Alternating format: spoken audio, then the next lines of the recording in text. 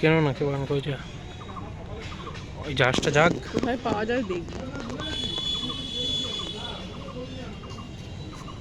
আমার কবে ঠাকুরের সিংহাসনটা হয় বলো তো? আমার ওই মোহ ধরে বসে থাকো না, কেন আবার 50 বছর চালাবে? তুমিও যেমন বাড়ি ফাড়িয়ে করো, ওদেরও তো সিংহাসনও তো চেঞ্জ করতে। বাচ্চাটা আমি সবাই ভয় দেখাচ্ছে। সে কি ঝাপা মেরে দিল নাকি?